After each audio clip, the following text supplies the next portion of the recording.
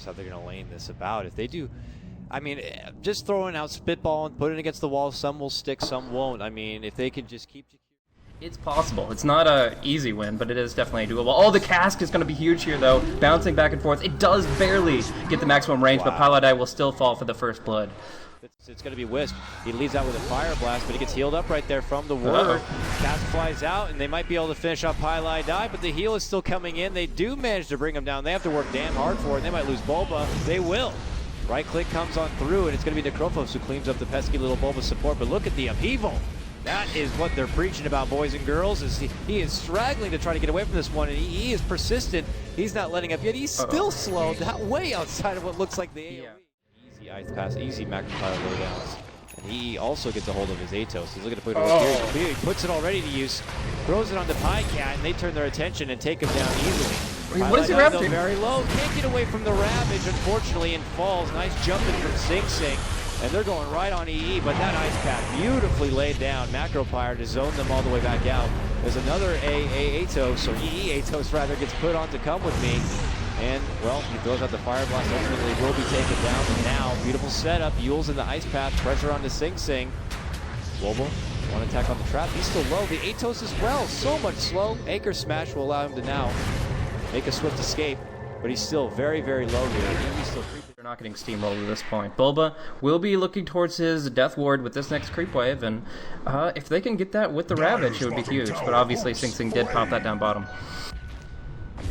Pushing on forward, Fata here might be in too deep. The dust is going to be there. They see you, Fata, and now he eats the full Death Ward and a nice little multi on top. And he's done. Look who's coming in from behind. Relocate Bulba. Nope, not going to finish him off. That heal keeps him alive.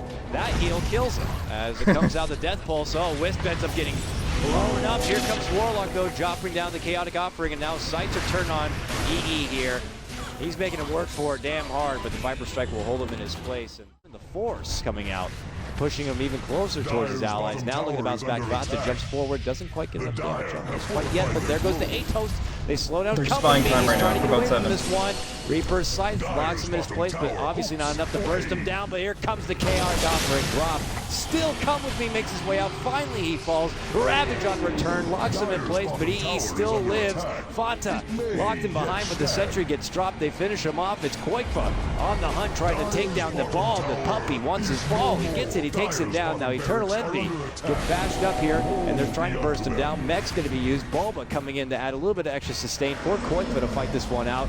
They work past, and now the upheaval briefly locks him in place, but it looks like Owl's now under pressure from Highcat. They're still making a movement. Eternal Envy turns the corner, puts his attention on Bulba, who gets blasted down with a dual breath. Eternal Envy ends up dropping, and now Viper.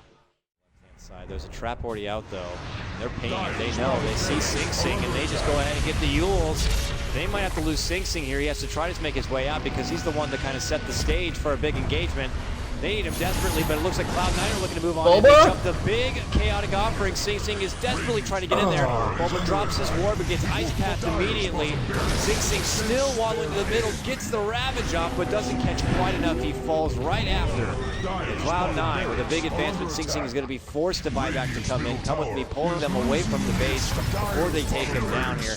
Gets off a nice multi, but it's not going to matter a whole lot. It's EE now picking up a double. Even Koikfa going to have to be on the retreat with a shapeshift. Looks like Team Tinker are going to just have to try their best to spread, keep them all over the place and away from home base for now. But Koikfa, he can't get away. He's going to get locked down from Fata from behind. You are going to see Sing Sing coming back with a kill from his buyback.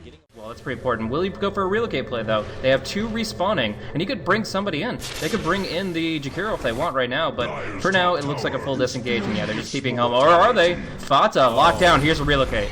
Very nice catch right there, and they're going to need some assistance if necessary. Even the dust is going to be Popkid Pilot. Get a relocate off in time. He cannot pull him back. He's got 5 more seconds, 4. But now Fata returning. It's going to be Wisp who falls.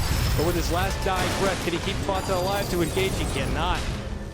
Fata ends up falling, and now EE shows up, and he has no escape mechanism as Sing Sing and company want to go on him. Come with me, gets caught by the Jakiro and taken apart by Bone 7. EE ends up falling, but still his Aegis was intact and ready to work with. Koikfa goes into shapeshift form, and they want to try to stop him. He sidesteps away from any sort of ice path. Warlock also still nearby, ready to go with EE and Sing Sing going toe-to-toe. Viper comes on in as well. They are trying their best to kite out this Gophos as much as possible. Now pulls out the mech, pulls out the BKB. Oh! Reaper Scythe sends Koikfa to the grave. Not Koikfa, Pycat rather, to the grave for 80 seconds. Viper strike now catches on both 7, bringing him really slow to a halt. Sing going to be right there to kind of hammer it home. Still, very nice force down coming out from Owie, but the Death Ward unleashed from Bulba secures a double. But to lead things off, they want to do something a little more spicy. They smoke up and they're looking to come in from behind. This could be a big play for them. Worried that they don't see anyone in the base, though. They feel like something's up. Coming in from behind, it's Sing going right on Owie. They focus fire down the Warlock if possible with the Fire Blast. They take him out. He gets off the Chaotic Offering before he goes, however. And now an onslaught breaks out on the backhand side. They take down Ogre for a support. Now Viper going to be caught out. Reaper's Sight takes him out. 100 seconds. No comeback from this one. Sing, nice ravage. They burst down Pylai Die, and now it looks like Koikva moves on forward and wants to get a hold of someone else with this. Can't quite get in there. Huge damage. He goes in. He immediately pulls on out. And the Ato slows him right into an ice path where he gets caught out and take it down. Eternal Envy cleans him up, and they're on the hunt for Bulba, who's just trying to put him on a wild goose chase from the base.